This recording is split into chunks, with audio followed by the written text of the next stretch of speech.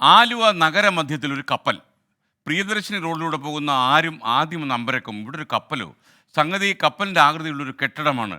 Tile വ്യാപാരി Jason നിർമ്മിച്ച കപ്പൽ കെട്ടിടമാണിപ്പോൾ കൗതുകമായിരിക്കുന്നത്.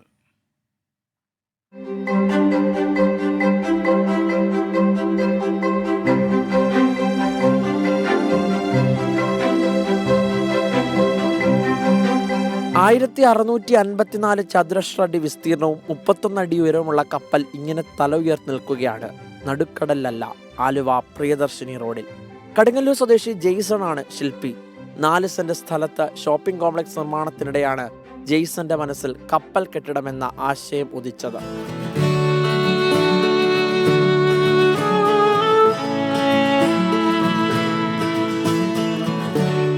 ഇംഗ്ലീഷ് അക്ഷരം വി ആകൃതിയിലാണ് സ്ഥലം. അതിൽ കപ്പലിന്റെ ആകൃതിയിലുള്ള കെട്ടിടം യോജിക്കുമെന്ന് ജെയ്സൺ കണക്ക് കൂട്ടി.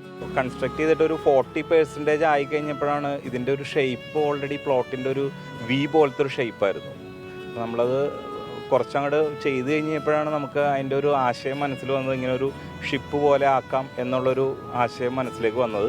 ഇത് സെയിലിന് വേണ്ടിയിട്ട് ഒത്തിരി പേര് വന്നിരുന്നതാണ്. അപ്പോൾ ഞങ്ങളിത് കൊടുക്കുന്നില്ല. ഞങ്ങൾ ഒരു ആലുവയിലെ സ്വന്തമായിട്ടൊരു സ്ഥലവും ബിൽഡിങ്ങും വേണമെന്നുള്ളൊരു ആഗ്രഹത്തിൻ്റെ ബേസിൽ നമ്മൾ വാങ്ങിയതാണ്. അപ്പോൾ അത് കാരണം ഞങ്ങളിത് വേറെ രീതിയിൽ നല്ല രീതിയിൽ തന്നെ സംരക്ഷിക്കാനാണ് ഞങ്ങൾ ഉദ്ദേശിക്കുന്നത്. 2 നിലകളിലായി 5 കടമുറികൾ. കെട്ടിടത്തിന്റെ സൗന്ദര്യത്തിൽ ആകൃഷ്ടരായാണ് പലരും മുറി വാടകയ്ക്കെടുത്തത്.